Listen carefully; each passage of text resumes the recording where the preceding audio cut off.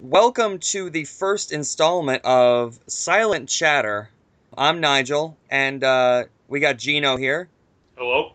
and we're gonna start this first episode off with a film that we're both big fans of, a film that both of us really hold in high esteem. People need to look at this film as really not only one of the first horror films, but also one of the first films that was intended to shock, provoke, and is one. And it's really a deep film when you look at it.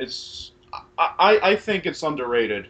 Definitely, and when you see documentaries about horror movies, usually all you see is the shot of Oarlock, his shadow climbing the steps.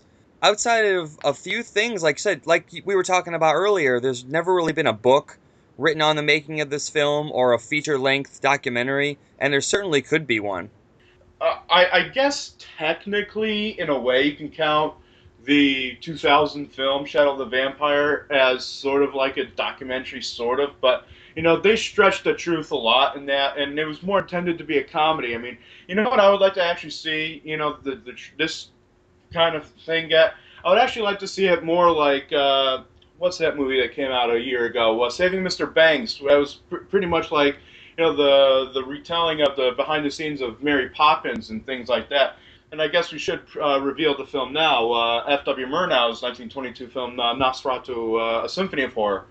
It definitely would spark some interest in seeing how everything worked, seeing from that casting, from the set decoration, from the directors, and how everything just came together and it became one of the first, if not the first, vampire movie ever made. Yeah. Well, I know that there's documentation that there was a vampire film made around 1914, 1915 called Vampire with a Y, but as far as I know, it's been lost and it's never been found. So as far as films, Dracula films, vampire films that still exist, this is definitely the first one. And there's another film that had Dracula's name in it, but again, it's another lost film, and it's lost in the sands of time, and people don't know. Some people have tried to piece together the plot of this film, but it's like you really can't tell exactly what it is, and there's only like one still that survives of it, and that film is Dracula Halala, or Dracula's Death, from 1921. Yeah. It was a Hungarian film. Well, yeah, well, if Bram Stoker's widow had her way, this film Nosferatu wouldn't exist either. Yeah, I mean the thing with Nosferatu is that there actually were copies that were destroyed, but thank God that there were copies that were exported to other countries, including right here in America, the Netherlands, France, Italy, all sorts of different countries. Maybe even Turkey, I think, got it. It's good that they thought to export this film as soon as it came out and save it from possible destruction. Were all the copies of Nosferatu that made it out of Germany and escaped the hands of Bram Stoker's lawyers, would they be considered bootlegs? I guess you technically Yeah, could say yes. You could technically say that they are, but in filmic terms, I prefer not to use the term bootleg because that yeah. has negative connotations. I prefer to use the term copies, but if you wanted to use the term bootleg and apply it in this manner, I Well, suppose the way technically I that would always read it apply. was that they heard. I mean, and this could be wrong. This could be like a generalized version of the story too. That they heard that Bram Stoker's widow wanted to have ordered all the copies destroyed by her lawyers. So they copied the negatives and sent them to a bunch of different parts of the world so somebody would have them and they couldn't all be destroyed. Yeah, I mean that film was mass copied, and again mentioning Metropolis, I wish Metropolis had been handled the same way. Sadly, it wasn't. At least we have Nosferatu Yeah. now, And it looks the way it amazing. I mean, is. if you look at the Blu-ray, I never would have thought that film could have looked that good. Oh yeah, I mean I have the earlier edition from 2006, and it's pretty much the same thing. Pretty Yeah. much, it's just that they up converted it. And I do agree that I never thought in a million years that the film could look that good. And we probably should talk about the various copies of the film that have been Yeah. around and the various scores and Yeah, everything. we can get to That would that. be Let's just give a brief overview of the movie. Oh, Adam's here. Here, let me add him. How's it hello, going, Geno? hanging in there yourself. I kind of wanted Okay. to start off with kind of a brief overview of what Nosferatu is. For maybe somebody who's never seen it, who knows what it is, but doesn't know kind of the history behind it. Basically, German Expressionism was a film movement. Well, it was basically a whole art movement, but it started within film in 1919 for the Very film good. Das Kabinett des Dr. Caligari. Well, I try. And that film starred Werner Krauss and Conrad Veidt. And it was directed by Robert Vine, who I believe had no previous film experience. I don't think he had made a film prior to Caligari. I think that was his first film, and you can correct me if I'm wrong. But if you look at that film, you're basically watching an acid trip put onto celluloid because the sets in the Cabinet Dr. Caligari are they have that certain look to them. And I often wonder, and I don't think this has ever been documented. I don't know if that was like a political message stating that this is what the world looks like through certain people's eyes, or if the creators of the film were just on some really, really good drugs. Either one of the two could be a possibility. But that film is really, and you feel free to put a bleep in here, but that film is really a mind fuck. Really, when you watch it, that's really what it is. And seeing Conrad Veidt in that unitard, it's kind of become a gothic film now too. When you think That's all about right. it, But the and German so expressionist okay, movement, we're I getting mean, off even the if you beaten look path at like about Tim Burton's Batman, that influence is written all over Tim Burton's work, all over the Universal horror movies of the 30s. They almost directly, when they did Dracula and Frankenstein in 31, they almost borrowed, 100% the art style and the look and feel of films like Caligari and Nosferatu and Metropolis.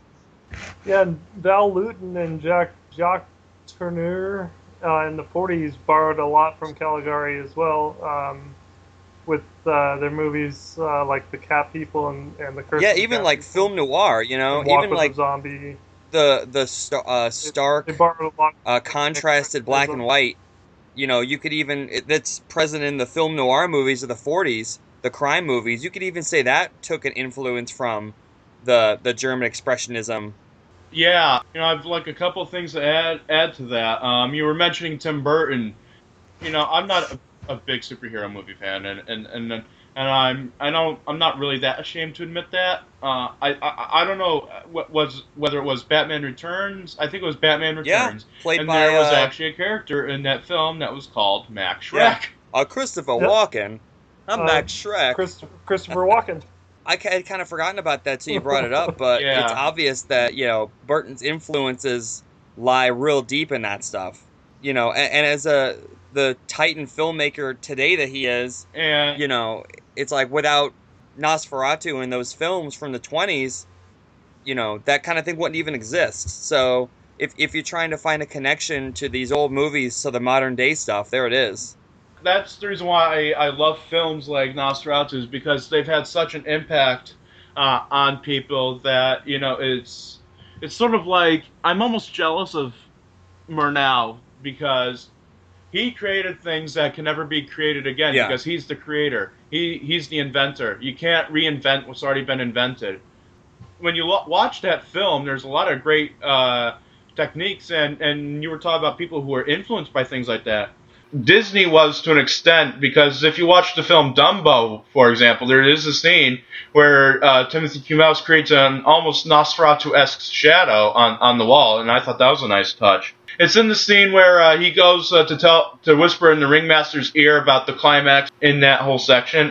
But another animation studio that I think was highly influenced by German Expressionism, if you just look at the way that the early stuff looked, not their later stuff because they were just trying to imitate Disney, but the Fleischer Studios was really high strung on that type of stuff. And Fleischer did the Superman cartoons. He did Betty Boop, Popeye. Yeah, he did my favorite animated feature film of all time, Gulliver's Travels. Ah, yes, yeah. It was a direct, I don't want to say copy, but when Snow White came out, that was like Max Fleischer Studios' answer to Snow White. Well, the thing with that is that he wanted to make a feature as early as 1934, but unfortunately Paramount wouldn't allow that because they thought it would be too risky. And then they wound up giving him the chance after Snow White came out. So, if it wasn't for studio interference, Max Fleischer would have been the one credited with having the first animated feature film in America. Oh, wow, that's cool. Yeah, I didn't know that. Yeah, he was actually going to make a feature film, I believe, of Peter Pan. I heard that somewhere. I might have heard that from Jerry Beck or something. Like I said, the influence of Nosferatu is all over popular media, and ever since it came out, it's been influencing directors, almost for a century now. There's really been no feature-length documentary. There's been no real book about the making of this movie and the influence that it's had. And go ahead. Shadow of a Vampire. That was a documentary, right? No. So Nosferatu came out in 1922. So basically, let's go back a little bit and figure out Murnau and why did he decide to make a vampire movie, and what happened when he started production of the film. Well, I think we can't talk about Nosferatu without talking about production designer and pretty much producer of the film, Albin Grau. Yes. Albin Grau was heavy into black magic, those kinds of things. He was an occultist, and that's quite prevalent when you watch the film Nosferatu. The correspondence between Knock and Oarlock being the biggest giveaway of that. Well, yeah. So let's explain what that is. Knock or Renfield.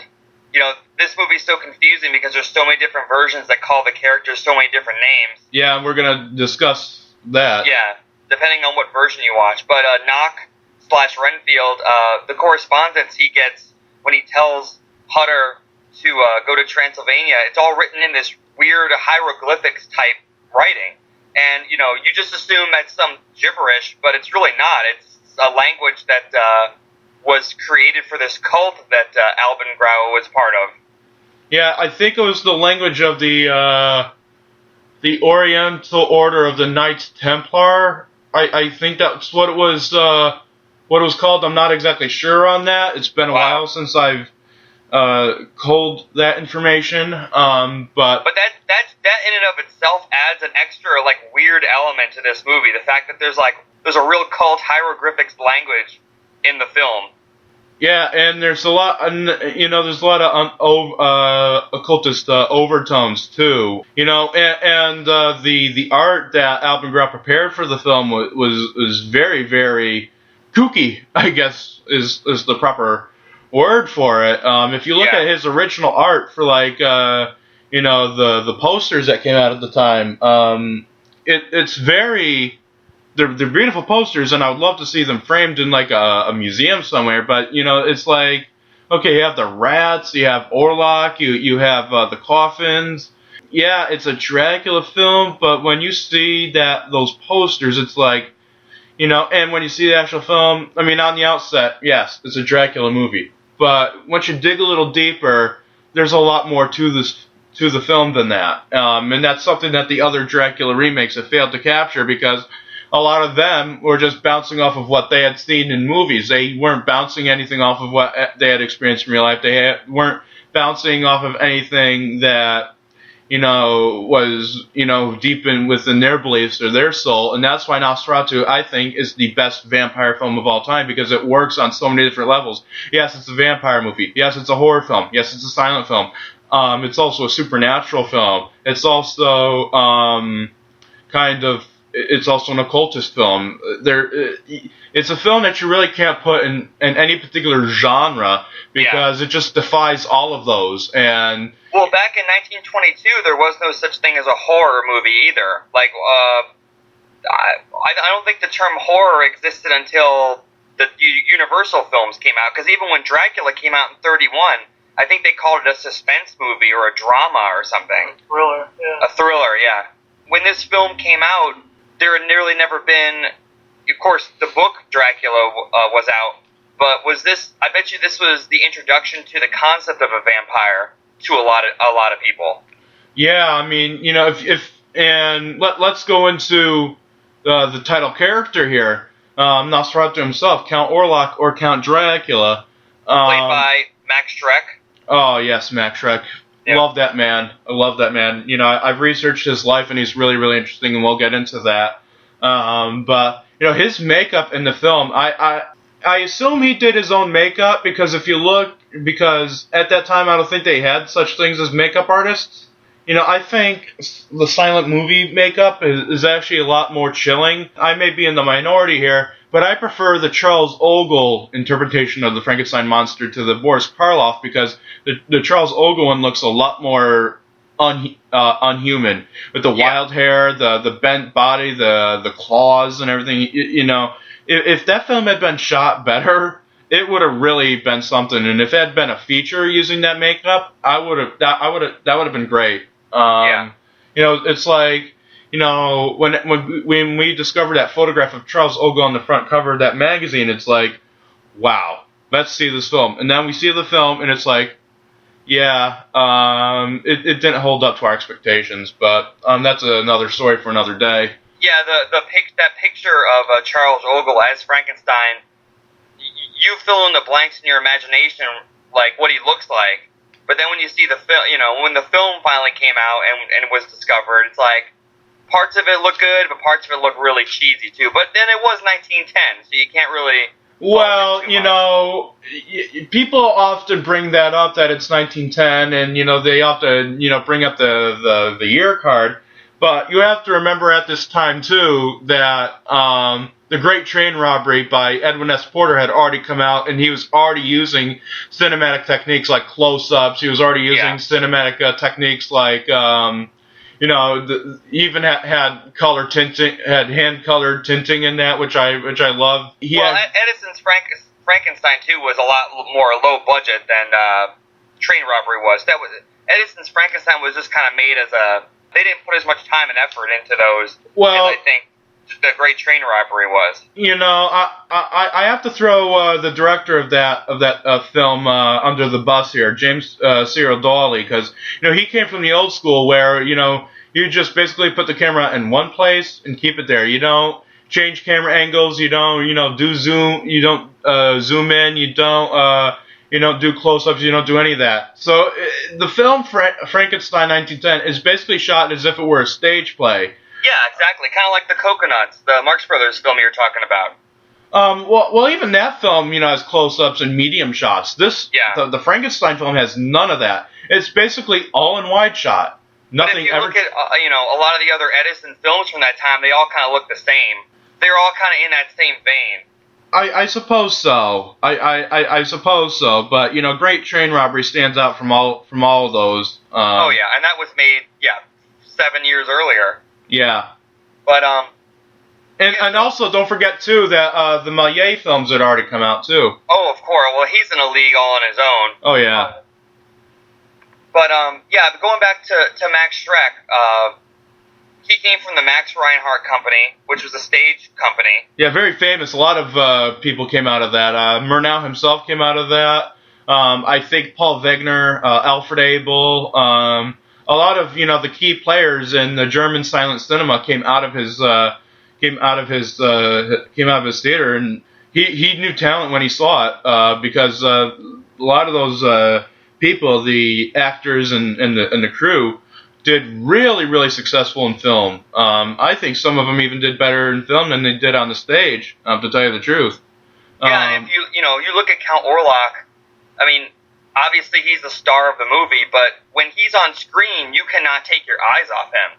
He steals every shot that he's in. He doesn't have to do that much.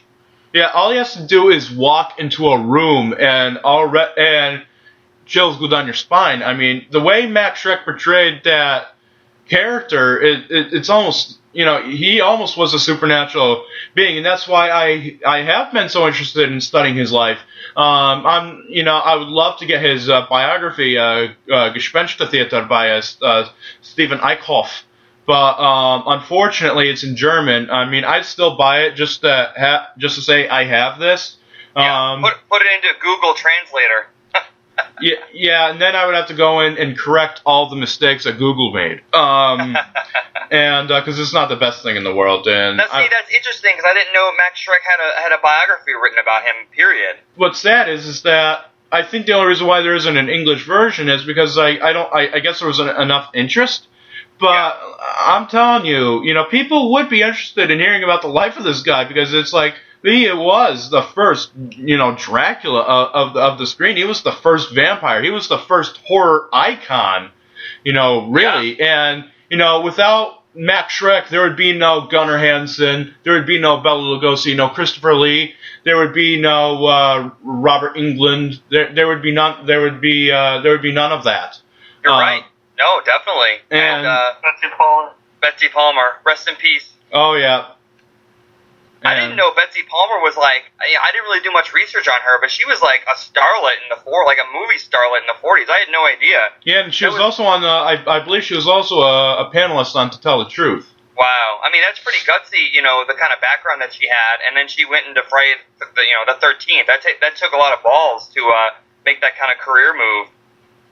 Well, a lot of people at that time were doing a lot of that. I mean, there were a lot of people who, I think that kind of started with like Bela Lugosi. I mean, he did this great smash hit Dracula, and then he wound up being typecast, and all he got were horror roles, and his roles got worse and worse and worse as years went on until he ultimately started working with Ed Wood. Ed Wood.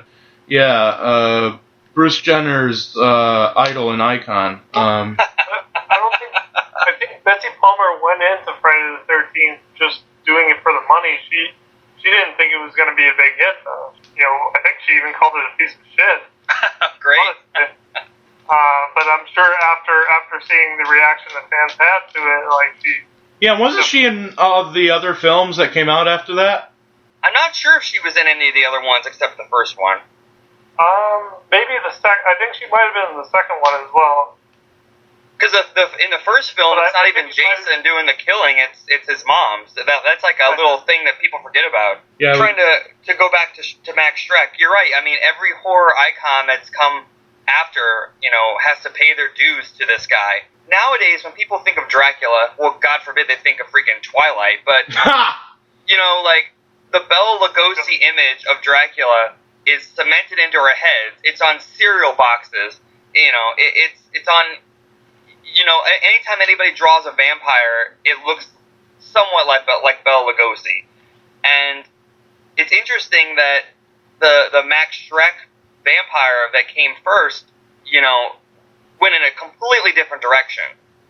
Instead of being suave and a lady killer, this guy looks like a freaking rat that just, dug his way out of a grave. He totally looks like, a combination of a rat. He looks like a skeleton that, just had its body formed. The whole point of Dracula is that he's supposed to be a creature of the night. He's not supposed to look like Cary Grant. Yeah, he's supposed to look like probably Peter Lorre or some other dude. But, it's like, that was lost when people decided that he should look like the suave aristocrat and everything. Well, it's interesting you say that because when Lon Chaney was supposed to play Dracula, of course, no photos exist of the makeup that he was working on before he died. But Lon Chaney was going to play Dracula. Would have been interesting.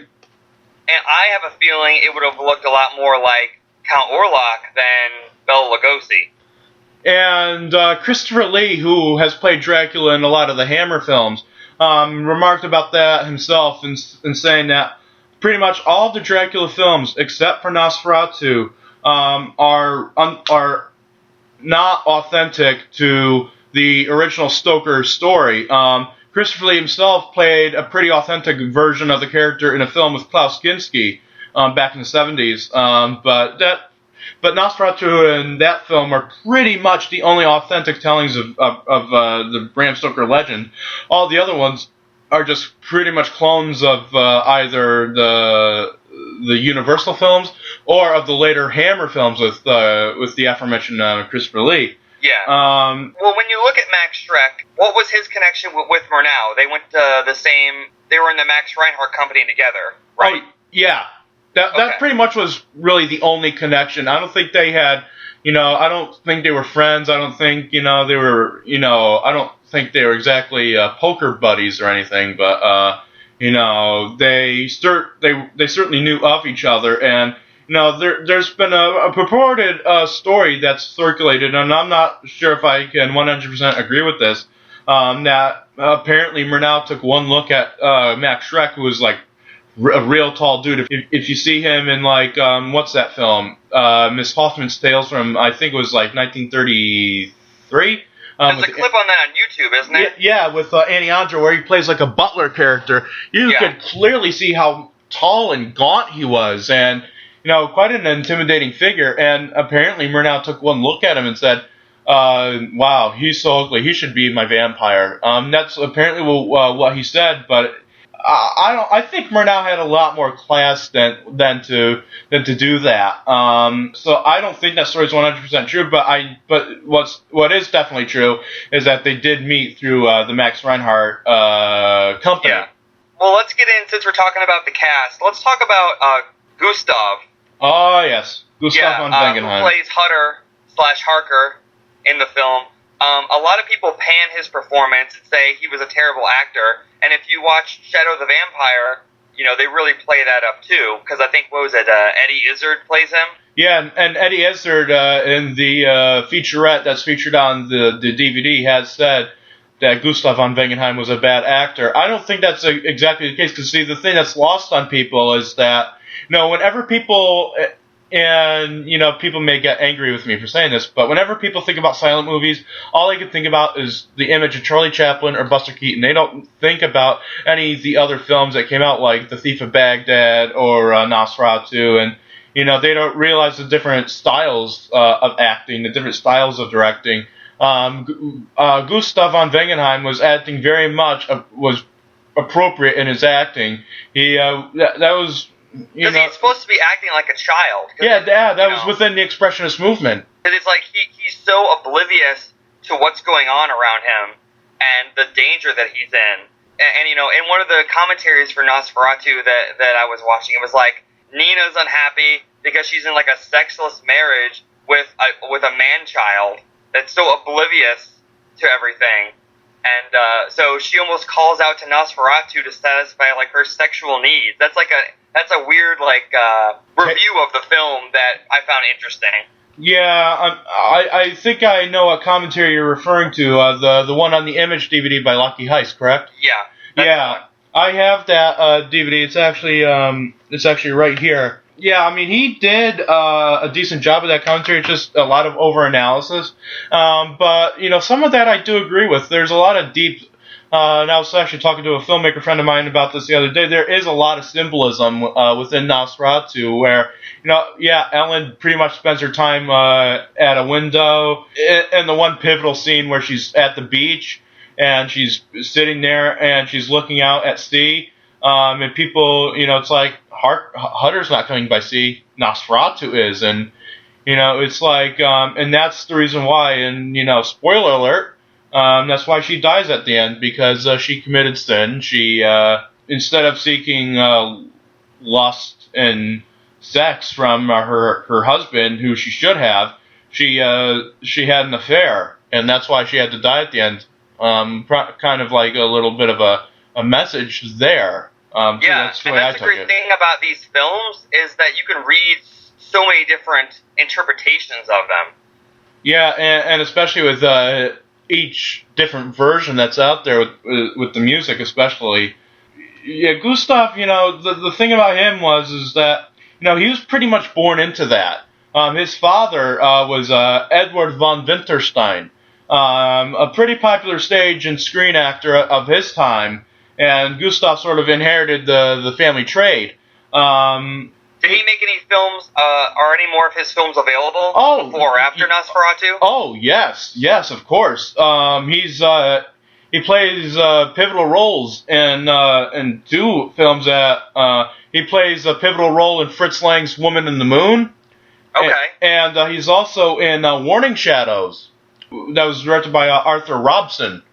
So yeah. I'll have to check those out. I love seeing, like, you know, anybody in this movie that's in another film. I'd love to see it. Yeah. Just to see, you know. Now, how about Greta Schroeder? Oh, dude, don't get me started with her. That is a girl. My God, she is gorgeous. I don't care what other people have said. I think Greta Schroeder is absolutely gorgeous. She is probably one of the most beautiful women I've ever seen. You know. Well, she was hot enough to lure Nosferatu from his house. So. Oh yeah, definitely. And I mean. I love when she's wearing that, you know, satin dress, you know, and it's almost see-through too. You can almost, like, in the shots where she's going to the window and stuff, and she's like doing her balancing act on the balcony. Oh yeah, it's almost like a see-through dress. You know, I know that F.W. Murnau himself was a gay man, but you know, some of the other filmmakers had to say, "Hey, you know what we got to do? We got to put a little cheesecake in the film to get the people to get on their feet a little bit," you know. Greta Schroeder, she was in The Golem, too. Am I wrong? No. She was, well, more specifically, she was in the 1920 film, The Golem, How He Came into the World. And the reason for that is because she was, at the time, married to lead actor, director, producer, Paul Wegener. You know, she looks great in that film. Sadly, there's not a lot of her stuff that survives. I mean, you know, I saw some color footage on YouTube of her, probably from the 50s, late 40s, 50s. Yeah, that was for a film called Kohlberg, which was, I think, was a propaganda piece from 1944. I could be wrong. The only other clip I've seen of her, this little fragment from a lost Murnau film called Maritza, or The Smuggler's Madonna. You know, so she was almost like, you know, before Fay Wray was a scream queen. She was almost a scream queen in the silent era, because here she is in a vampire film, in The Golem. I feel like the people in these movies have such great stories behind them, but no one ever talks about them. Yeah, exactly, and that's why they are obscure. That's why they are unknown. And I'm going to get into a little bit of a rant here. Whenever anybody discusses these German silent films, you know, like whenever anybody discusses Metropolis, the first thing they always talk about is Fritz Lang, Thea von Herbu, and the crew. They never talk about the cast. I would love to hear more about Alfred Abel. He was great in that film. I would love to hear more about Rudolf Klein-Roja. He was great in that film. He was great as Dr. Mabuse. And not to get off topic too badly, but I mean, you look at Doc Brown and Back to the Future. Who does he look like to you? Rothwang. Yeah, exactly. Even Beetlejuice. He's got that Beetlejuice-like look to him. Well, you have to realize, in the 80s, you know, I don't know. I think the Marauder version had something to do with it, but in the 80s, everything pretty much resembled Metropolis. Pretty much. I mean, look, Blade Runner. Yeah, Blade Runner. Getting back to Nosferatu. I mean, and then there are the other actors too, like John Gatote, who plays Professor Bulwer. There's, of course, the great Alexander Granach, who plays Knock or Renfield, as it were. He is fantastic in that film, playing that. I think now Bulmer is the Van Helsing of the story. Okay. Yeah. Now, getting back to Granach, I seriously think Granach does a way better job of playing a madman than who was it, Dwight Fry in Dracula. I seriously think Granach did a better job because he looks the part of a madman. He looks the part of somebody that you would not want to run into in a dark alley. He looks like somebody who would be like, "Hey, give me it. I have something to show you." Yeah. He looks like that. Yeah, like a pervert.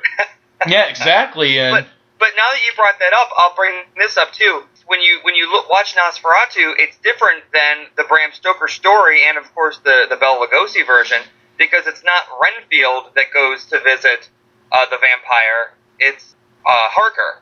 Yeah. So they kind of mix the roles up. You know, they kind of take character traits and kind of switch them around a little bit. Yeah, and that's the thing that I found really interesting. Who else did you have in that film? You had George Heinrich Schnell. You had Gustav Botz, Max Nemetz, Wolfgang Heinz, who wound up working up until the 1980s, actually. Really? Yeah. It blows my mind to see color footage of, like I said, that Greta Schroeder thing. on YouTube, it blows my mind that you can see color footage of anybody from Nosferatu. It's like, it looks like they belong in a time period that never existed in color. It's interesting that you say that, and, getting back to Max Shreck, it's fascinating for me to see him in other roles, like, and it's really fascinating for me to actually hear what his voice sounded like, because when you see him as Nosferatu, you're expecting, Max Shreck's voice to sound like, "Sit down, my friend.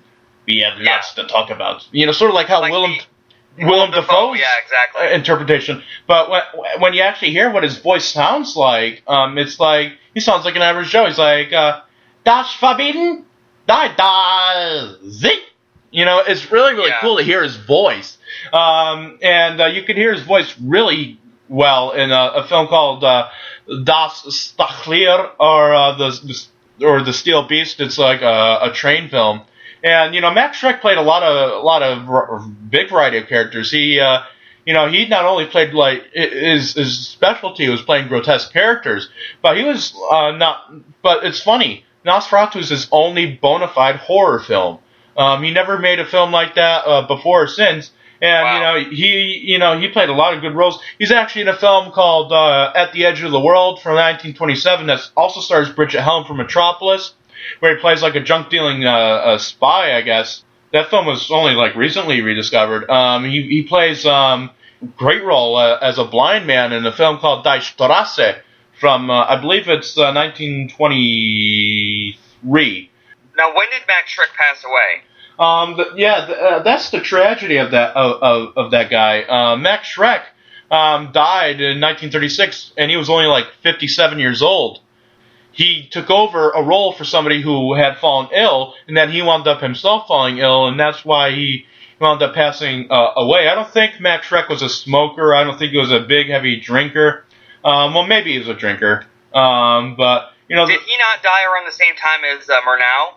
Murnau died in 1931, so yeah, sort of. And the thing about Max Shreck is he never really cared for guys. That was his thing. He was the total opposite of Murnau. He didn't really care for hanging out with men. He felt really uncomfortable around men. He more or less cared about being with women. And he loved women. Max Shreck pretty much was a playboy, if you really want to look at it from that vantage point.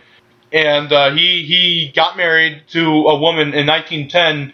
Named Fanny Norman, and she actually appears in Nosferatu as a nurse. The nurse that tends to really? Yeah, she's that nurse that tends to Hutter that says the peasants brought him in last evening. He has a fever. Yeah, wow. Yeah, that's her. That's Max Shreck's wife.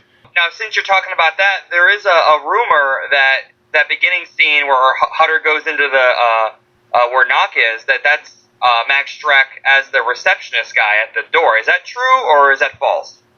Judging from... It looks like it could be him, but at the same time, you don't really get enough of a look to really... Yeah, I mean, I have about 3 things to say about that. And, I don't want to, be too stereotypical, but, a lot of German people kind of look like that. The thing is that the quality of the film, you can't really see too much detail in that. And it's too far away of a shot.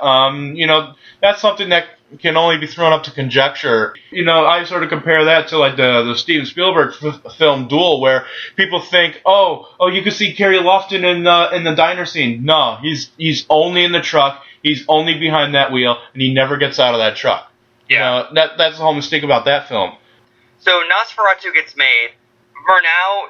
So he asked permission to use the Dracula story, and he was denied, but did he just go ahead and start making the movie anyway, or was he already like in mid-production when he got the notice that he was denied? I would tend to think it's the latter, but after all, Murnau did do an earlier film adaptation of Dr. Jekyll and Mr. Hyde called Der Januskopf, or the Head of Janus. It's a sadly lost film. He was no stranger to doing adaptations, and I think unauthorized adaptations. He was certainly no stranger to that.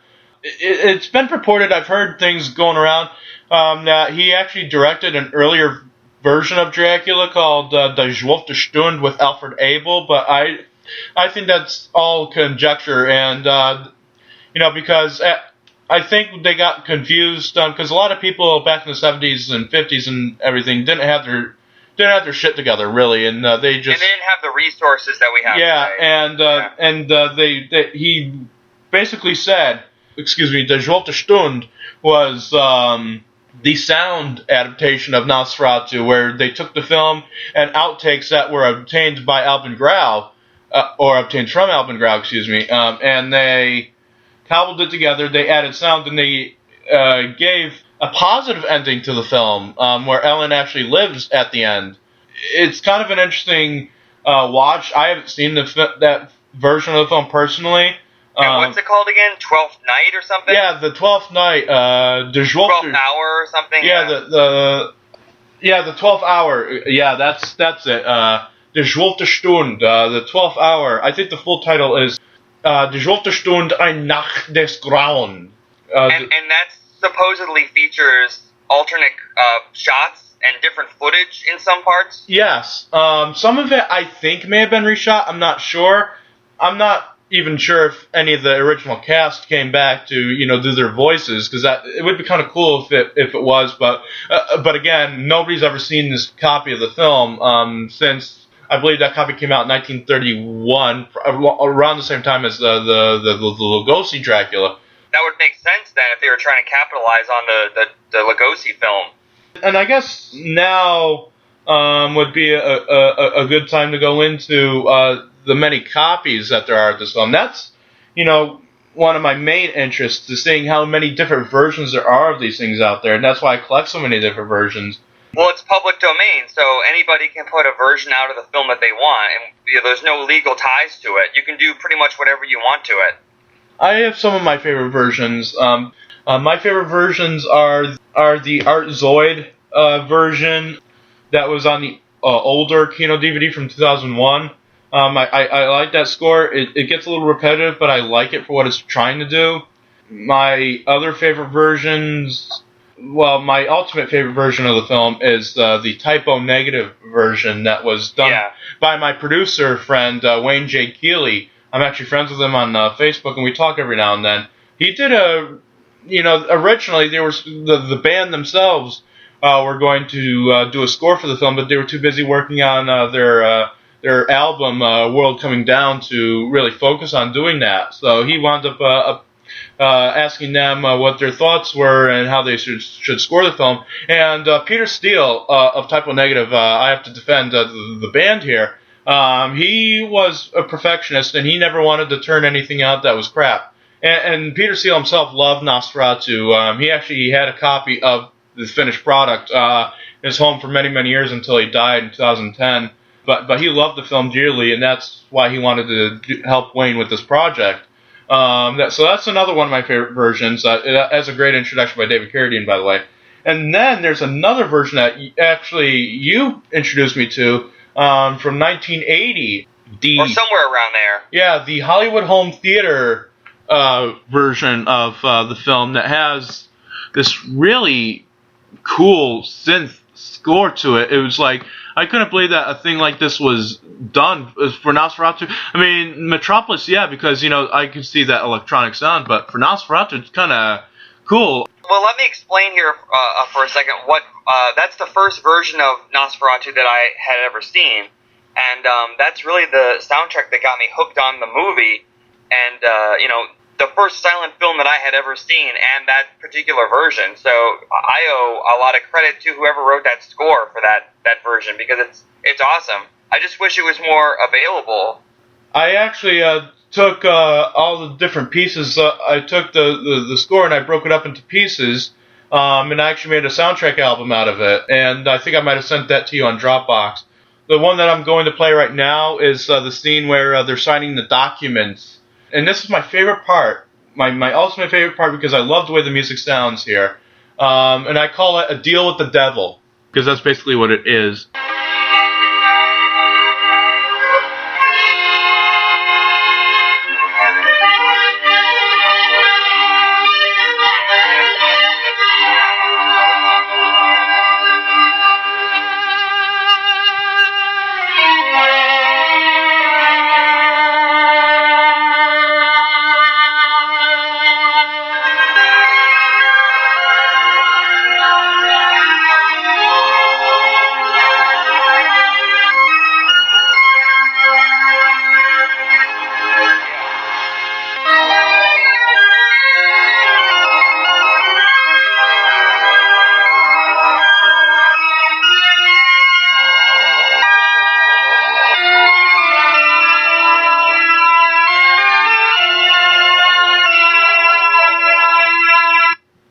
and that's really like my favorite part of that whole score. And I wanted. It's got a lot of character to it. Like, I'd love to find out who did that version, the score for that version. And what you found out was they also released a version of Metropolis and Caligari, which I wonder if it has the same guy doing the music for it. Yeah, I mean, the thing about this company, Hollywood Home Theater, is that, I have a couple theories about it.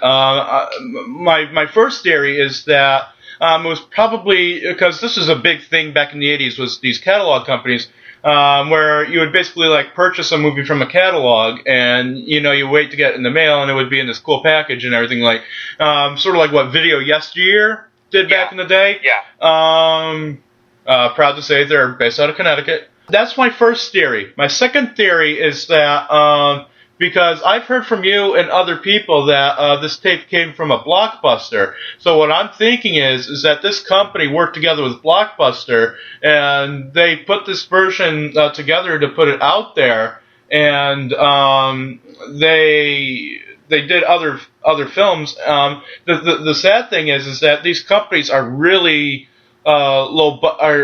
Once you get to the companies like this where they're low budget and they're not big labels, memories and records start to fade. People don't remember everything, and I myself would love to find the person who did this score, because I think it's a really, really good one. It really is. There are some parts of it that kind of don't work. But most of it does. Most of it is spot on. And that's the great thing, too, about different soundtracks for this film. Every time you watch it with a different soundtrack, it gives you a different feel. It gives you a different mood. Yes. And it's almost like watching, I don't want to say like a completely different movie, but every time you watch any silent film with a different score, it gives you a completely different, almost, perspective of the film. Yes, it almost makes it sound like a low budget, or a contemporary 80s horror film. Really, yeah, that's what I thought they were going for, because that's right out of that time period. Yeah, and it's really, really, when I first heard it, and I'll tell you, in all honesty, my first viewing of Nosferatu was the James Bernard version that I had taped off of TCM years and years ago. Sadly, I don't have the tape anymore, but oh well. I had grown fond about Nosferatu, and I'd seen it many, many times, and so I had thought that I was desensitized from it, that I want to get frightened from it. But once I heard that score, that fear, that fright of the film came back again. And, whoever did that score did their job right, because, somebody had seen the film many, many times before, being frightened by it again. That's a remarkable achievement for somebody who doesn't get scared easily. I mean, yeah, definitely. There's that jazzy score that's available that was done in like the mid '60s. When Nosferatu comes through the door, there's like that jazz score that's playing. Is it this one? Yeah. Yep. There's another version I have that's only on VHS. I need to get that transferred over. It's made up of almost completely stock horror music from like the 50s, but it's edited together in a way that makes it sound like it fits it really well. You sent me a clip from that. I would actually like to see that version myself. I sadly don't have money on me right now to buy that version. I would love to have it. There's so many different versions of the film available with so many different soundtracks. You really have your pick. If you want to listen to like the Typo Negative one, you can listen to the one with like a jazz soundtrack, the 80s synthesizer score, or if you want the more traditional versions on the restored copies that Geno and Image have put out. But going back to the film, Nosferatu was made by a company named Prana Films, and yes. I researched them a little bit, and I found out this is the only film that Prana released because they declared bankruptcy because of the Bram Stoker lawsuit. But their initial intention was for Prana Films to be a company that made films about the supernatural and the occult. Yeah. So it's a shame that they got shut down because, Lord knows what they could have come out with. I remember seeing in that documentary that's on the Geno disc is that there was a film that they were going to make called Gold, and that would have been an interesting seed to see a film called Gold, and have it be all occultist. the thing you have to realize about Prana Film is that they're not UFA. They're not UFA Studios. And so, and another thing about Nosferatu that gets me too is, it is a low budget film. They did not have a lot of money, and that's why. The one gripe that I have about the black and white versions of Nosferatu are just that they are black and white, because you could see Nosferatu carrying his coffin in what looks to be daytime, but without the color tints, you don't... Oh, you know what? Yeah. Let's talk about that for a second. That's something that always confused me as a kid, because when I saw it for the first time, I'm thinking, okay, well, at the end of the movie, Oarlock is killed by sunlight. Yet earlier in the film, you see him walking on the ship in broad daylight, carrying his coffin around the city in broad daylight. And what I learned later was, back then they couldn't film scenes at night because the cameras wouldn't pick them up because they didn't have a whole lot of external lighting that they could bring. So they had to film nighttime sequences in the day, and then they would use hand-colored tints to explain what time of day it was. Yeah, and that's the thing. I mean, you could either love it or loathe it, but at least if you are going for more of a contemporary feel, the typo negative version does that. It does reinstate those tints. I actually worked on a couple of versions of the film myself. And I was just watching one the other day that I had transferred over to VHS, and it was really cool seeing that one again that I had done.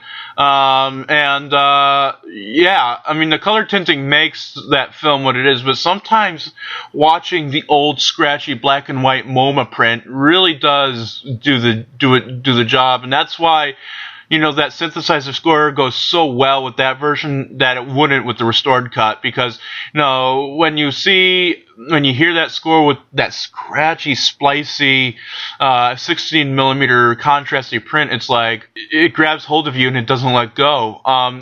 That's why, in a way, I prefer to see Nosferatu, just Nosferatu in that way, in the old scratchy print, because when I see the restored version, it almost looks a little too clean. It looks almost like it makes it look too much like a D.W. Griffith or something like that. I don't know. I mean, there's certain films that I prefer to see in low quality, and that's one of them. I mean, I love the restored version. That one is one of my favorites, and I love the title cards, and I love the way it's presented on there. But the cool thing is when the restored version came out, there are scenes in that film and shots that aren't in the version that I had always seen as a kid. And that version that you saw as a kid, thank God the first version I saw was the James Bernard, because if I'd grown up with the one that you saw as a kid, minus the score, I probably would have been turned off, to be completely honest, because the localization of the titles for that version, I would love to know more about that version. I've heard that it was printed by the Museum of Modern Art in 1936, but I think it's derived from the American release of the film from 1929. So Nosferatu was pulled from circulation because of the Bram Stoker lawsuit. Yeah. It disappeared for most of the 20s, and then when did the film start reappearing in the United States? Its official American release was in 1929 under the title Nosferatu the Vampire. I actually have an ad, something advertising that. It has a little picture of Max Shreck as the vampire, and it says Nosferatu the Vampire, inspired by Dracula and everything. So was this after Bram Stoker's widow had passed away? I think she had passed away in some point in the 30s, I think. I don't know how they were able to play this film in America, but and then just a couple years down the road, the Todd Browning version comes out. Yeah, I mean, I could very easily see them pulling Nosferatu out to put back in theaters after the Lugosi version was released. Well, this was before 1929. Yeah. But what I find interesting is that, and this further fuels my fire that the Todd Browning one was somewhat inspired by Murnau's film. There actually is a 1932 comedy short that incorporates footage from Nosferatu. It's called Boo. It's featured on the Frankenstein anniversary edition, I think it is. Yeah, I've seen that. Yeah. And they use some shots from the sound version of the Haunted House film. Yep. Where that hand comes out from behind the bookcase, and it's supposed to be Nosferatu in the story. Almost everything in Nosferatu is filmed on location. Oh, yep. The castle. I don't know if the interior of the castle shots wasn't on a sound stage. I think they were. I think they were shot at a studio called Jofa or Hofa Studios, and I think they were in Berlin, Hofa. I'm not exactly sure though. But I mean, yeah, the Oarlocks Castle is a real place that's still there. The Orava Podzima Castle, and it's purported that the person who had once occupied that space was actually the person who convicted Elizabeth Bathory of all of her crimes against humanity and all of the murders that she committed. That would give it an interesting connection then. That exact castle was where the judge who convicted Countess Elizabeth Bathory on all of her murder charges.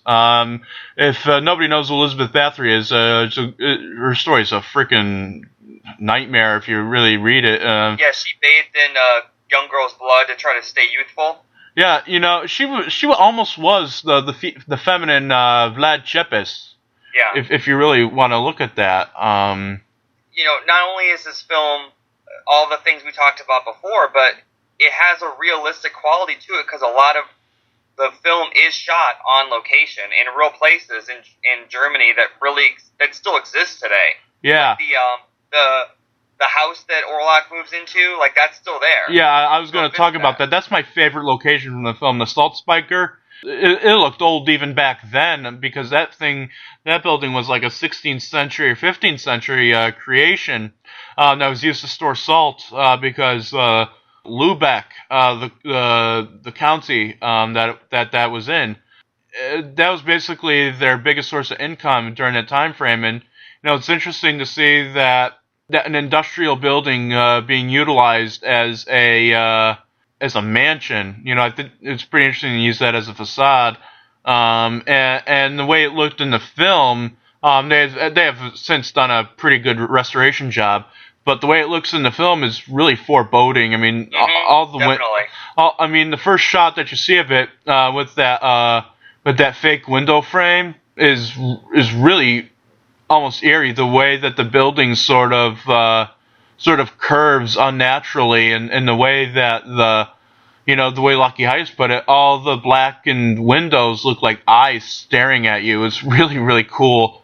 It's like every shot in Nosferatu you could frame and put up on the wall. Yeah. Every shot in this film looks like an art piece. Nosferatu is just so visually striking. Every shot is memorable. You can see the shots in your head without even thinking that hard about it. That's what is the true sign of a great film, I feel. Yep, I totally agree. I mean, that scene of her on the beach is it's like eye candy. You have and they shot that on the island of Sylt, Sylt. And I don't know if they were originally there or if Murnau and Grau had placed them there. The crosses that are on there, the water, coming up towards the camera and everything. I love those shots where it's just like the iris and you see all the water rushing towards the camera, and sort of like you're gonna get splashed. It's like you're really, really there with the characters, and that's another thing that I love about that film is like you feel like you're there. It's not shot from a third person point of view. It's shot in first person, like you're there with those people. It's like you're sitting next to Ellen on that bench on the beach. Now, I got a couple of things written down here that I want to throw out there. The use of stop motion in Nosferatu. There's not a whole lot in it, but it's interesting when they do use it. There's the shot where he, of course, comes out of the hold of the ship, and the tarp over the entrance kind of like unfolds itself. It's a real crude stop motion process, but it looks really cool. It gives it like a distinctive feel to it. And then there's the shot where Oarlock is loading the coffins up onto the horses. I don't know if that's stop motion or like fast photography. Yeah, parts of it are stop motion, and I think parts of it are fast photography.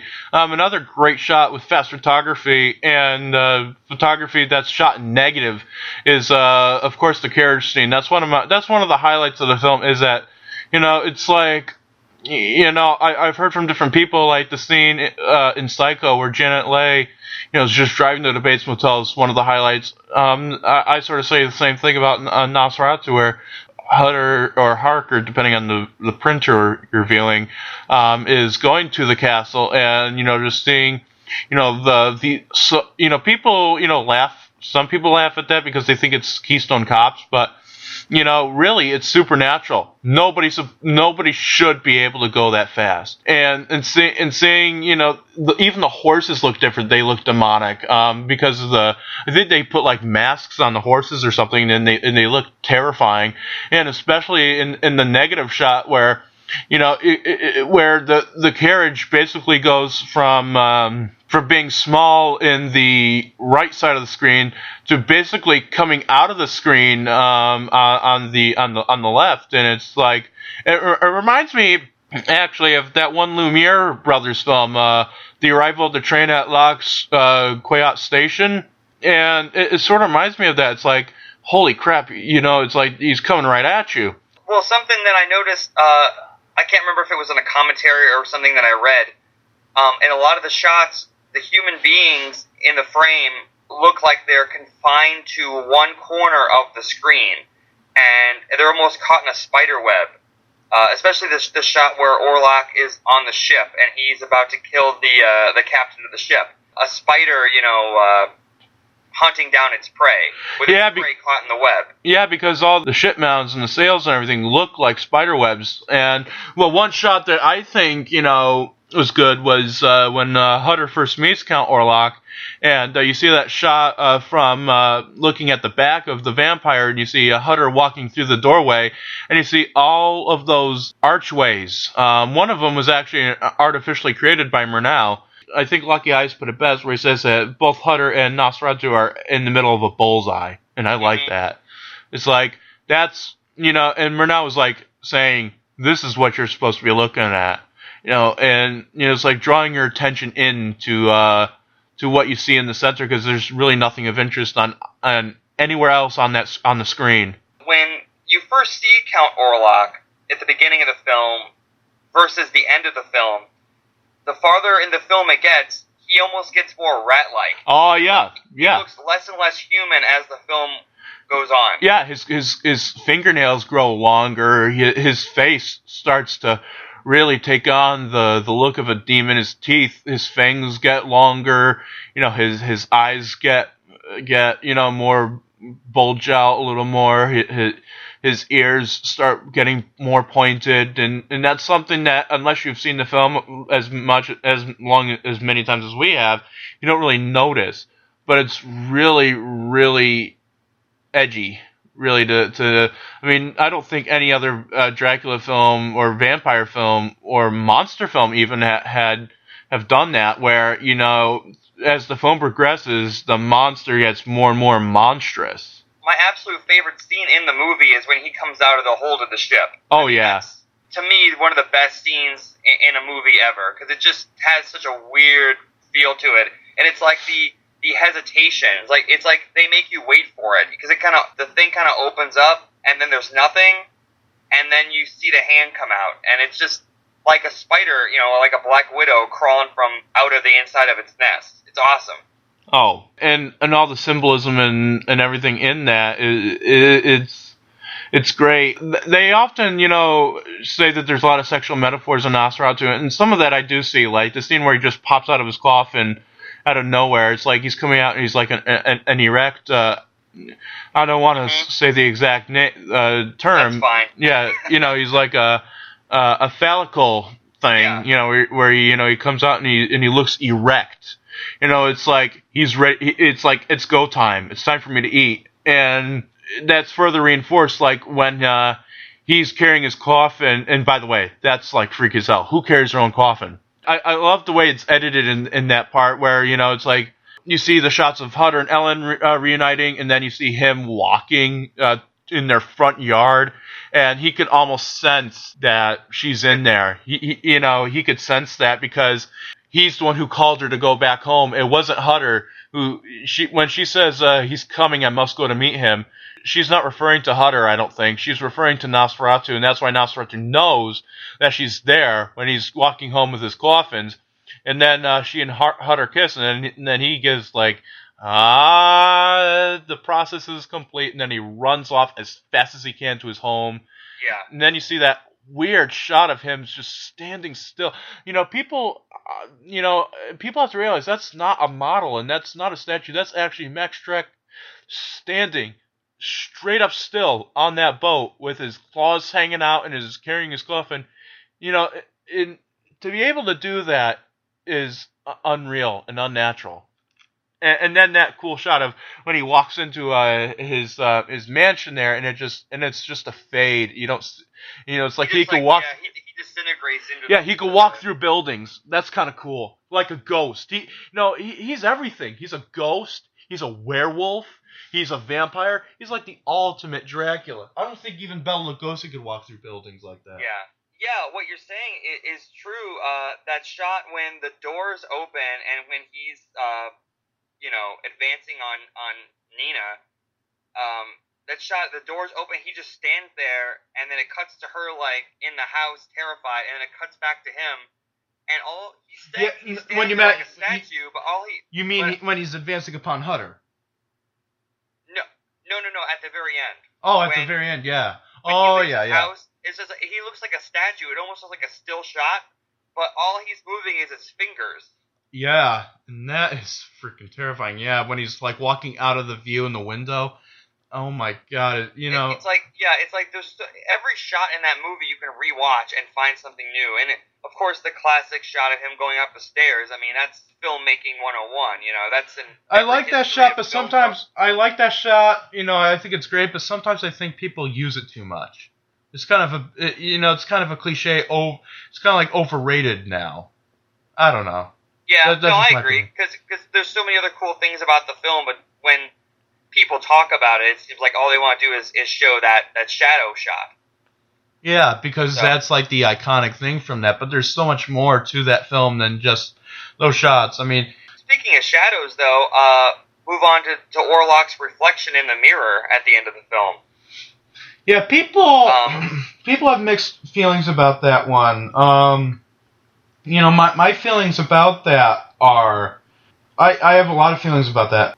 At the end of the film, when Oarlock is in Nina's home, you can clearly see his reflection in the film.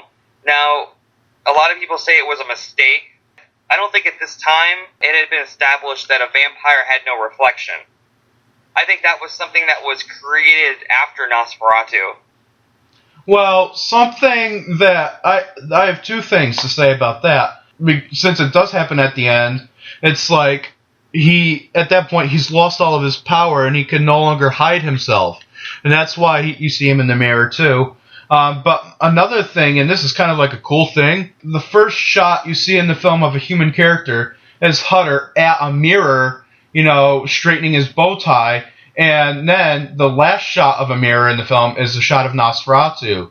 It's kind of weird and then... Yeah, I never thought of that before, you're right. Lockie Heiss said, there's a whole lot of mirror symbolism throughout the film. There's a shot where Hutter is, looking at his neck and straightening his bow tie. Then he's looking at his neck, looking at the bites on his neck. And then there's a shot of Nosferatu at the end of the film, and it's like...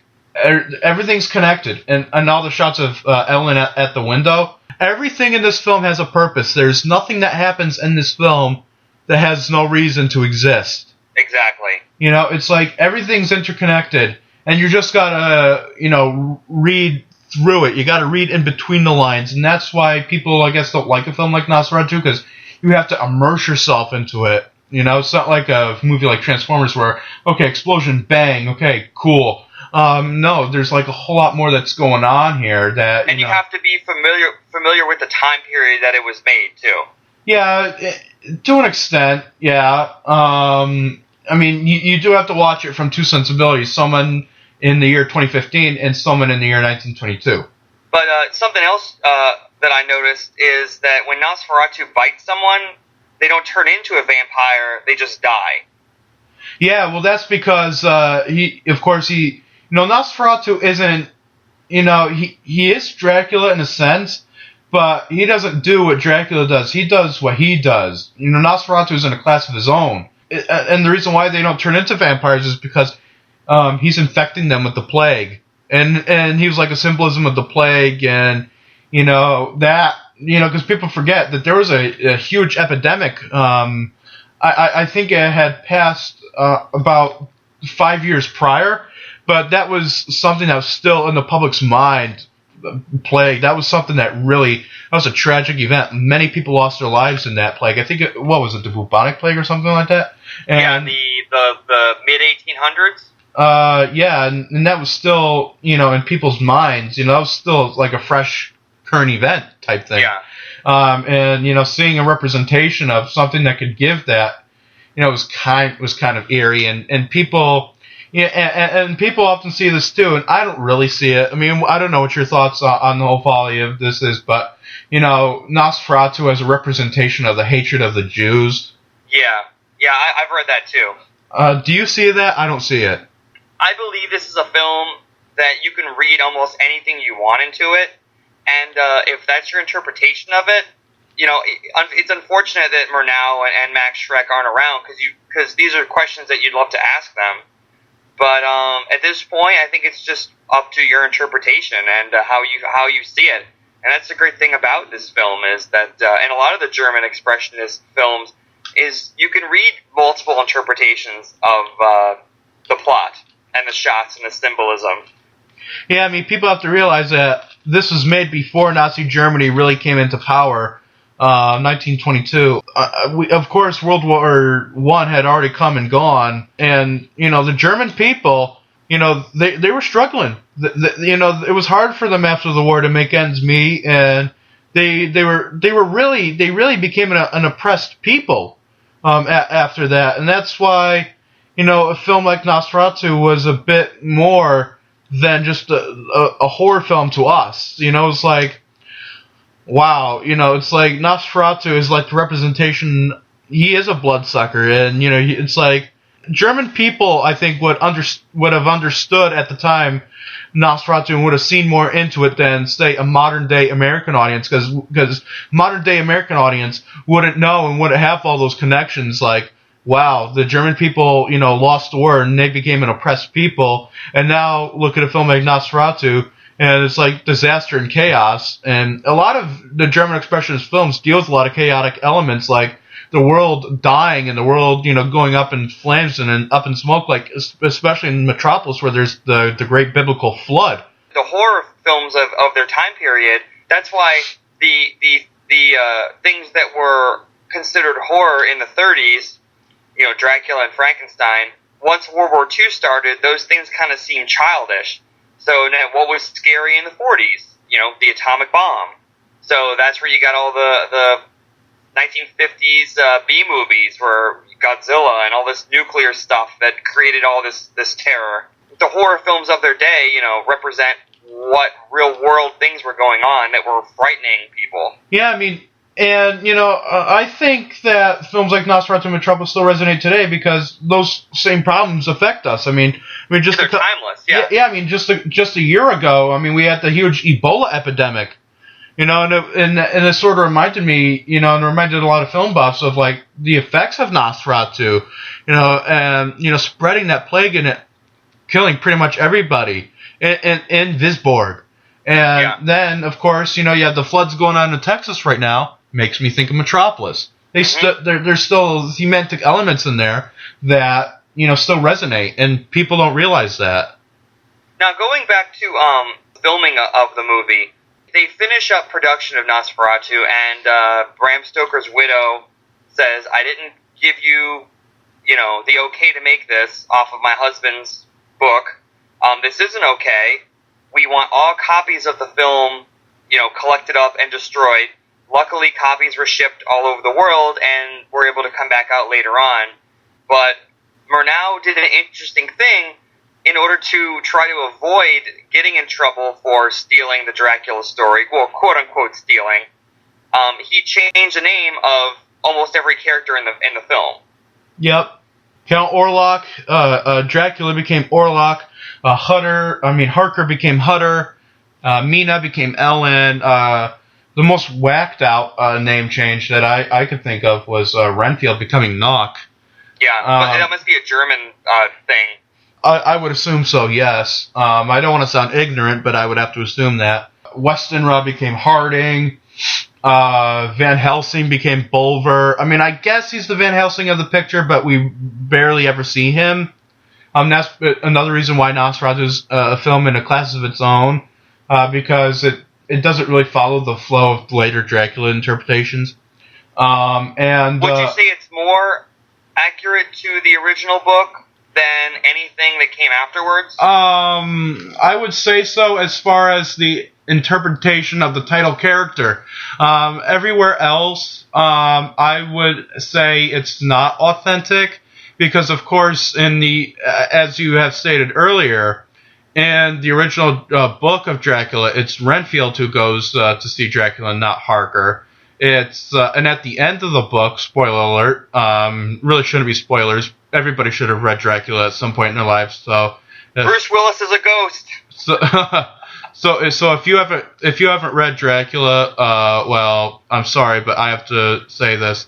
At the end, Van Helsing stakes Dracula through the heart, and there is no mention in the film of stakes, crosses, or anything of that kind offending the vampire. The only thing that kills him is sunlight, and that was the first time that had ever happened. Nosferatu, the 1922 film Nosferatu, established the mythos of a vampire being killed by sunlight. Yeah, that's cool. It's interesting that they not only give Knock like a psychic connection with the vampire, because in the Bela Lugosi version and in the book, it's the Harker character. But they kind of give Harker this carefree attitude, like he's not even aware of the danger that he's in. And also consider that the Dracula book is mostly made up of letters that are sent. And in Nosferatu, Hutter is writing letters to Nina. Or Mina. Or Ellen. Whatever version you're watching. Yep. The version I had as a kid, they called her Nina with an N. Oh, yes. But, I mean, if you want to connect it to the book, that's pretty authentic, that you see him writing letters to his wife quite often in the story. And it's interesting that, a film like Nosferatu has so many different types of intertitles. I mean, of course, we have the dialogue cards. And that's another reason why I like the restored version, the restored version probably best. Because you get a different variety of intertitles. You get the dialogue cards, of course, but then you get, like, third-person Chronicle of Visborg. You get the Book of the Vampires, or as it should be known, the Book of the Vampires is from the American version. The original version was of Vampires, Ghosts, Phantoms, and the Seven Deadly Sins. The newspaper clipping of the plague that's arrived, all the ship's log, all those are different types of title cards, and they all work wonderfully, and that's why, that black and white version, I like it for what it is, but it's sort of like, it takes out a lot of stuff that made that film what it was and made the film like an adventure. It's sort of like you're embarking upon an adventure and you see all these different types of title cards and everything, and it's really, really cool to look at things like that. Really, really cool. So the version, the public domain version, we'll call it, the Americanized, is just that. It's kind of it's a simplistic version of the film, kind of edited down. And relatively dumbed down. There's a lot of the Gothic text in Murnau's original interpretation of the film is lost. Like one of my favorite cards from the film is before we go to like the fourth act, where it says the Death Ship had a new captain. Yeah, that's a really, really cool part. That is one of my favorites. And then we go to a shot of the ship, and then we cut out, and it says end of Act 4 or end of Act 3. I'm not sure, but I love that, and all the text in the Book of the Vampires. It's really, really gothic for its time. I mean, I think only within the past 20 or so years has Gothic culture really, emerged. And, there's even a DVD of Nosferatu out there that says the Gothic Horror Collection. It's cool, that they have all that Gothic stuff in there, and saying that Nosferatu is splaying from Belial's seed and all that stuff, and there's none of that in that public domain version. All it says is Nosferatu drinks the blood of the young to keep himself going, and that's basically all that says. It doesn't, it doesn't. It was probably too much for an American audience at that time to try to absorb. They probably thought they had to kind of dumb down the story. Yeah, it doesn't have any of that. It's not that version isn't poetic. The one thing that I do like about that American version, though, there is this one title card that I do like. It says, driven by the fatal breath of the vampire, the vessel moved rapidly towards the Baltic. I like that, driven by the fatal breath of the vampire. It sounds kind of hokey, but I like it. It's like, see, this is why I like all these different versions, because you get something different out of each of them. You can't exactly. If you really want to be a silent film a lover, especially of films like Nosferatu, you can't just sit down and just watch one version. You have to watch every version that's available, in order to get a full sense of the film, and you have to, see the different interpretations that were made. Because silent films are like paintings and classical music. Because there is no dialogue, there is no sound, you can interpret whatever you want out of them. And that almost makes it creepier to each individual, because we all imagine different things as being scary to us. Yeah, personally. Yes. And that's why I never saw Count Oarlock as someone, I can't imagine what his voice sounds like. And, you see Shadow of the Vampire, and you see the Klaus Kinski remake from 1979, and, as good as that is, as good as they are, Nosferatu to me is one of those things that does not have a voice. It is ingrained in a silent movie world, like with Chaplin. It's hard to see Charlie Chaplin the Tramp talk, because you don't see, that's an aspect that you don't see. You kind of make it up in your head what he sounds like to you. And I believe that Nosferatu lives in that world of the silent film with Metropolis and Caligari, where the world exists with no sound, with no talking. It's all just its own thing. When Nosferatu speaks in the remakes, it loses something to me. I feel in somewhat the same way. I feel I share some of that. It's a bit of a conflict of interest for me, because I actually did, as a hobby, I worked on a version of Nosferatu. I didn't put any voice in there, but I did add sound, and the film comes alive in that version. I don't know if I'm ever really going to release that, though.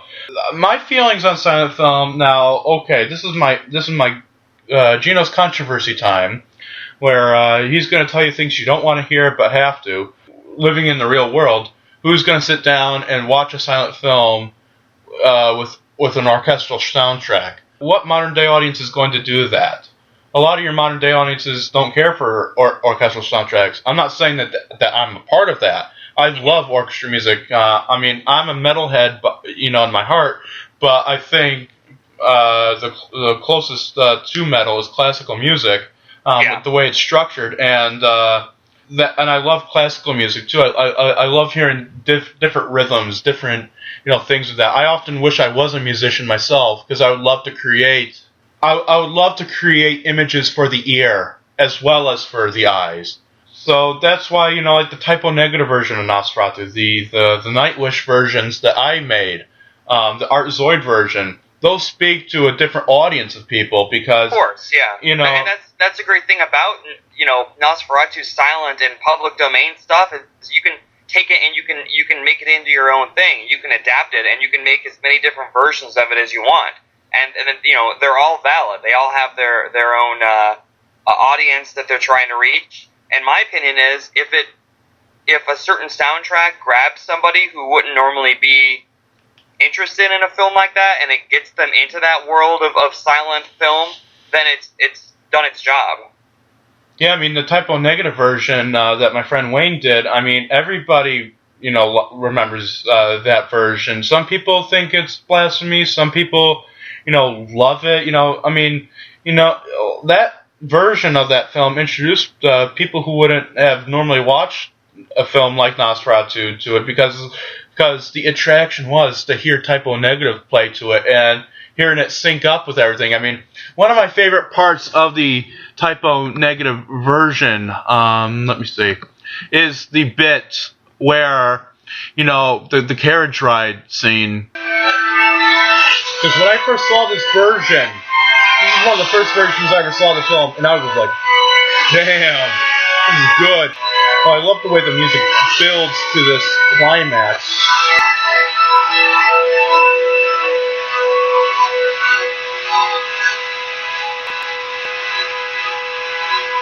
Then we get to this point, and it really rocks here.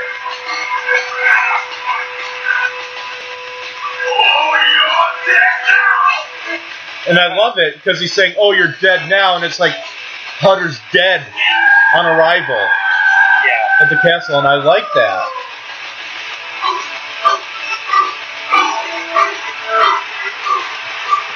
It's like a whole new experience to hear it with that. It's like, "Oh, you're dead now," and it's like a warning to Hutter, and it's great to hear that. It's really. I'll have to rewatch that it's been so long since I've seen that one. I'll have to give it another shot. What versions of Nosferatu have you seen besides the ones that we've mentioned? There's the jazz version. There's the stock music 50s version. There's the synthesizer one. The James Bernard one, I have the soundtrack to, but I've never seen it connected with the film. I have. It often plays on TCM during Halloween. I taped it once, midnight showing years and years ago. Is that on DVD? It may be on DVD overseas, but definitely not over here. If someone wasn't familiar with Nosferatu, what information would you give them to make them become interested in seeing the film and seeing it in a particular way, versus it just being an old movie? Let me go into a little bit of backstory here about myself. When I was in high school, nobody accepted who I really was, so I had to put on an act. I used to show films like Nosferatu after school, and nobody ever came. And I remember I was showing in my myth and folklore class. We were reading the Jewish folktale The Golem, so I showed them the 1920 Paul Wegener film, and nobody stayed awake to watch it. They totally disrespected not only the film but me. So I would have to recommend one of the more contemporary versions with one of the more contemporary scores. And I would say without this film, you wouldn't have Friday the 13th. You wouldn't have Halloween. You wouldn't have the Texas Chainsaw Massacre. You wouldn't have Dracula or Frankenstein. Yeah, you wouldn't have Twilight. You wouldn't have True Blood. You wouldn't have The Walking Dead. You wouldn't have American Horror Story. You wouldn't have any of that if it wasn't for Nosferatu. Nosferatu was the birth, the genesis of the modern day horror film, and it's a film that you definitely need to see. Well, not only you need to see a film you need to see just for history's sake, but these silent movies, Chaplin, any of this stuff, it was meant to be viewed in a movie theater on a large screen. And watching these films, it's like Star Wars. Watching Star Wars at home is one thing, but when you're in the theater with an audience, it's a completely different experience. And these silent films really lend themselves to being watched in the theater, especially silence with a live orchestra. My friend, I took when Metropolis was reissued a couple of years ago, with all those new scenes put in, I drove to a theater in Tampa, it was a silent movie theater, but it's really decked out, and they had a live score with it. And the place was packed. I mean, they were turning people away. And my friend, who she's not against silent film, but she's not necessarily for it either. At that time, she saw the value of it, but she really wasn't that into it. We came out of that theater, and she's like, that was the best movie I've ever seen. When you watch these films at home, it's so easy to lose your focus on it. But when you're in a theater, if there's a silent film playing in the theater anywhere around you, go check it out with a live score, because it takes on a whole different personality and atmosphere. I'd love to see Nosferatu on the big screen in a theater with a live orchestra. That'd be just like a bucket list thing for me. Mine as well. I've a lot of films that I want to see on the big screen. The 1939 Gulliver's Travels and the 33 King Kong are two of the others. But I actually did. You say Star Wars. I more or less say Gone with the Wind. Gone with the Wind is a film you need to see on the big screen because I actually had the pleasure of going to the recent reissue of that last year, and it was wonderful. I've actually had the pleasure of seeing a silent film on a big screen, not with an orchestra, but with Wurlitzer organ.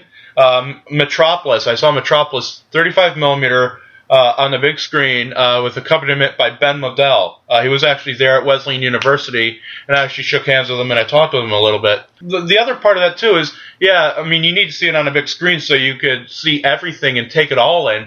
But also, it's more spontaneous because you're there with a whole bunch of other people, and you get to see their reactions. And when you see other people's reactions and the way that they're emoting, that feels what you feel too. Definitely. And that's why it's a shared experience with an audience.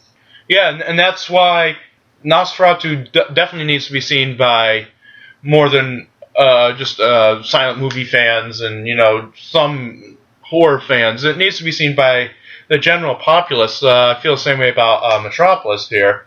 Now, what in the future years here?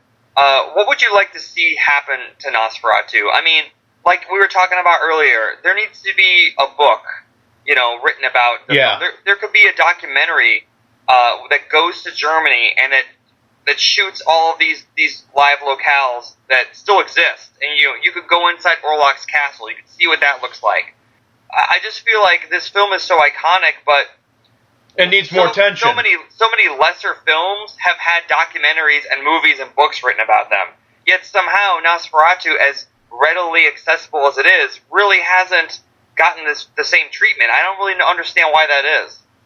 I mean, I agree. I agree with that. It's funny you should mention that because that producer, Wayne J. Keeley, and I are actually working on, doing something with his version of Nosferatu, and I can't reveal quite what it is right now, but we need people to go over to the Facebook page and give that a like, so that we get the attention of certain parties that control that film.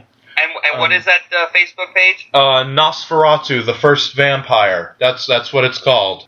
It's a page for the typo negative version, but lately I've been putting up biographies of the cast and crew and everything that I've researched and put them on that site. So it's not only a page for the typo negative version. It's really a page for the whole spectrum of the film. Learning more about. I mean, on my page, you found out through me and my page that Greta Schroeder created and starred in the first film version of the Phantom of the Opera. Greta Schroeder was probably the first female film director, and nobody knows that. She actually directed, wrote, produced, and starred in the first film version of the Phantom of the Opera, but it's lost today. And what year was that? I believe it was in the 1910s. So, Ellen Hutter from Nosferatu made the first Phantom of the Opera movie, and it was all her. All her. She was like a feminist before being a feminist was a thing. Since we are recommending the film, I guess I would have to recommend particular versions. If you're into like really out there wacky, type Frank Zappa type stuff, I would definitely check out the Art Zoid. If you're into heavy metal or hard rock, I would definitely check out the Typo Negative. And if you're in for like a really gloomy, like real frightening, one that you have to see in a dark room with nobody else, just yourself, dark room, and really eerie music, I would definitely go for the 80s synth version. Yeah. Those would be the three top versions that I would recommend. Which ones would you recommend? Definitely the 80s synth version. The only downside to that is, somebody that's not keen to old films, I wish there was some way to combine the 80s version synthesizer with the restored edition. I mean, you could probably do it, but you have to crop out a lot of scenes because that was based off the USA version. Like I said, no matter what version of the film you watch, you're losing something. I would say definitely the Geno one, the Blu-ray edition, because I mean it is the most traditional to the time the film was made, and they based the score off of the original score or fragments of it that are available. You have to see the film with the tinting, otherwise Nosferatu was walking around in the daytime and it just doesn't look right, you know. That's why I feel like this film has so many questions for modern audiences, because you have to kind of immerse yourself in the time period to understand the tinting and all that kind of stuff. So I would say for someone who's never seen it, the restored version, and then if you're more interested in learning more about it, to check out, like I said, the typo negative edition or the 80s synthesizer score. They all have their own valid interpretations of it, so it's really up to you. Well, you made a remark there that, you know, I would actually, you know, more say the opposite is correct. You said that with each version of the film, you lose something. I think actually with each version of the film, you gain something. You know, like the synth version, you gain something from that. The typo negative version, you gain something from that. With the Art Zoid, you gain something from that. With the Kino orchestral versions, you get something from that. Well, what I meant was that any version outside of the Kino version, there's scenes that aren't in there. You know, there are shots that are cut out. The Kino edition has the most amount of shots. Yeah. But you know, I do have to argue this point. Are any of the shots that aren't in the public domain one? Are any of the additional shots in this newer version? Are they really necessary? Do you really need to see the scene of Harding and Ruth playing croquet? Do you really need to see the scene of Ellen taking the cat out of the window? Do you really need to see all those scenes? I mean, yeah, they're great to see, but you know they don't drive the story really. No, you're right. You're right. That brings me to another question. Do you think there is more footage of Nosferatu out there that is waiting to be found? There could be. There could be. I mean, anything is possible. You know, anything could have been left on the cutting room floor and in somebody's attic. I mean, the thing with me is that I want to be the one someday to go up inside somebody's attic and find the print of London After Midnight. I mean, you know, Metropolis. You know, let's talk about Metropolis here for a second. I mean, that's a film that's, you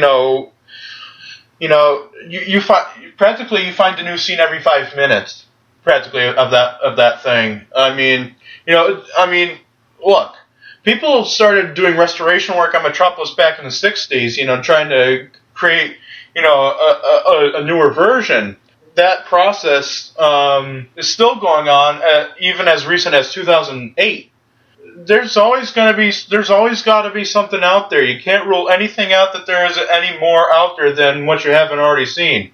Yeah, I will mention that croquet scene, because of course I grew up with the edited, you know, USA version of Nosferatu, and when I got that DVD for the first time, these shots pop up that I've never seen before, and it's such an amazing thing to have happen to you when you're so used to a certain version of a movie. And then all of a sudden you watch this restored version, and there's these new scenes, but they're 100 years old, so it's new, it's brand new to you.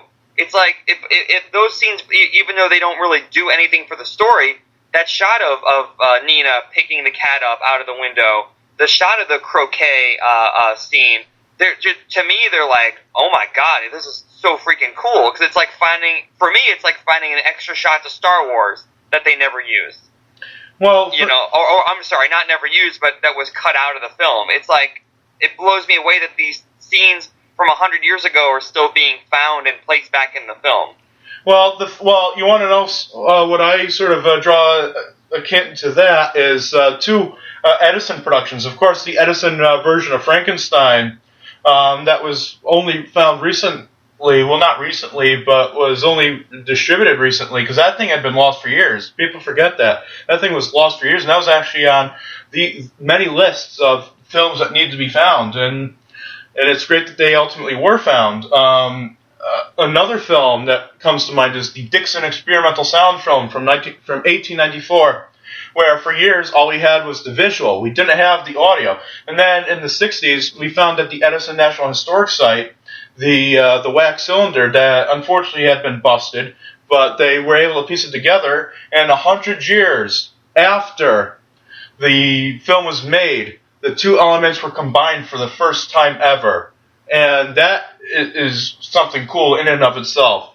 You know, it's like these elements were combined 100 years after. These elements were combined for the first time in 100 years. Yeah, since it it's was like created. the film Al Jolson and a Plantation Act, which was actually the kind of test film that was made before they made The Jazz Singer. Yep. For years and years and years, the film existed, but they had no sound for it because the sound was on a Vitaphone disc. Yep, Vitaphone. Years later, they found the Vitaphone disc, but it was cracked in two, it was broken in half. And they were able to glue the film back together, or glue the record back together and record it onto digital, and now the film exists with sound. It's just amazing. And that happened, I think, in the 90s. So it's unbelievable, you know, this guy, Ron Hutchinson, he runs the Vitaphone project, and he's still out there searching for, this film has visuals, but it doesn't have the soundtrack, or the soundtrack for this film exists, but the film doesn't exist. And he calls out, he says, if you have these discs or any of this film, don't assume that we already have it, get in contact and find out, because this could be a missing piece of something that we're looking for. Yeah, a friend of mine, Eric Grayson, is currently restoring I think it was like a 13-part serial called King of the Congo, and it has Boris Karloff in it, and they're still looking for the discs for that, but they're finding them, and that's why people like Martin Korber did the restoration of Metropolis. He admitted it himself. He was a little ignorant, because when he first heard about the Argentinian footage and heard it was 16 millimeter, he immediately dismissed it like it was nothing. It's nothing new. But then when he actually saw what it was like, okay, we got something here. It's like, don't assume from what you hear that it's nothing and you shouldn't, and it's not useful. Every ounce of film that you could find is useful. Even if it would be like, okay, you want to know what it's like? It'd be like if you saw like a new version of Nosferatu come out and you see different takes. So yeah, like I said, it doesn't matter what version gets you into the film. The important thing is that you discover these films through anyway. So yeah. All right, Geno. Well, take care, and hopefully we'll see you soon on another episode. All right. All right, take care, man. Bye-bye. Bye-bye.